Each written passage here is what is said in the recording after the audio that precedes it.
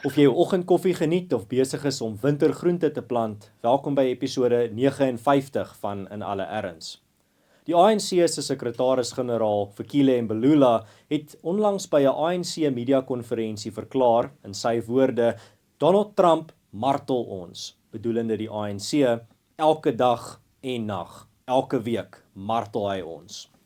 Hierdie buitengewoon reguit opmerkings deur 'n ANC hooggeplaaste gee vir ons 'n idee van hoe dinge gaan agter die skerms by Luthuli Huis. Vir dekades kon die ANC wegkom met vernietigende en diskriminerende beleide plaaslik, sowel as ekstremistiese buitelandse beleid en retoriek.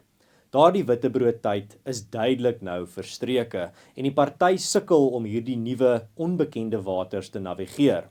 Die ANC bestempel president Trump se uitvoerende bevele, kritiek teen die Suid-Afrikaanse regering en die instelling van wederkerige tariewe as martelend. Dit dui daarop dat die party geen immuniteit het teen skeptiese en ondersoekende internasionale aandag nie.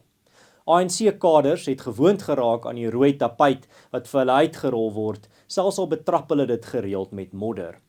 Die diplomatieke krisis wat in 2025 tussen die Trump-administrasie en die Suid-Afrikaanse regering ontvou, word hoofsaaklik gekenmerk deur die botsing tussen die Trump-administrasie wat aandring op onderhandelinge en uiteindelik 'n ooreenkoms en die ANC wat nie enige toegewings wil oorweeg nie. Dit is 'n resep vir 'n ramp. Intussen is Trump se tariewe vir 90 dae op ys geplaas sodat daar met die onderskeie lande hieroor onderhandel kan word. Die arrogante gedrag wat die ANC as lid van die regering van nasionale eenheid tot dusver openbaar het, dui nie op 'n party wat by sulke onderhandelinge sal kan wegstap met 'n ooreenkoms nie, want 'n ooreenkoms gaan 'n nederige benadering en opofferings behels.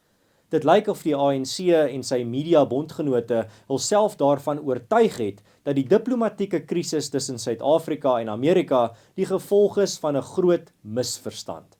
Dis natuurlik gerusstellende selfbedrog. 'n Misverstand sou impliseer dat die enigste ding wat nodig is om die krisis te ontlont, is om die feite na die tafel te bring.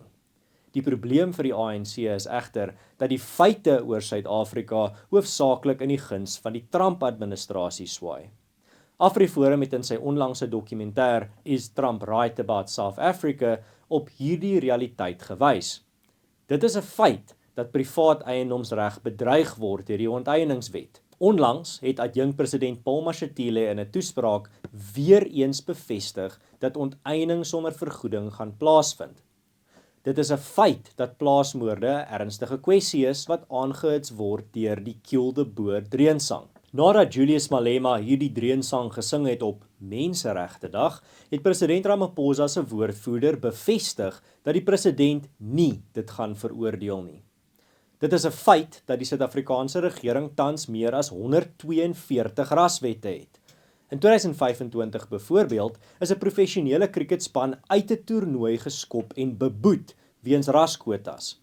Die ANC gaan eers die realiteit van hul eie radikale beleide en retoriek, asook die vernietigende en immorele gevolge daarvan moet aanvaar voordat hulle enigstens 'n kans kan staan om in Suid-Afrika se belang met Trump te kan onderhandel. Die eerste stap om 'n probleem op te los is om te erken die probleem bestaan.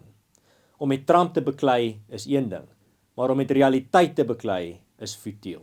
So C.J. Langehoven uitgewys het, 'n man wat sy toevlug tot 'n leuen moet neem, vind dikwels uit dat hy in 'n huis gaan skuil het wat nie 'n agterdeur het nie. As jy hierdie episode geniet het, onthou om dit te deel op sosiale media en met vriende en familie.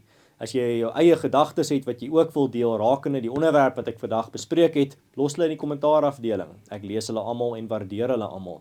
En as jy luister op 'n potsending platform, los vir my potsending 'n goeie resensie. Dit help baie. Ek is Erns van Sail. Hou moed, hou koers, dink vir jouself en dink vooruit. Tot volgende keer.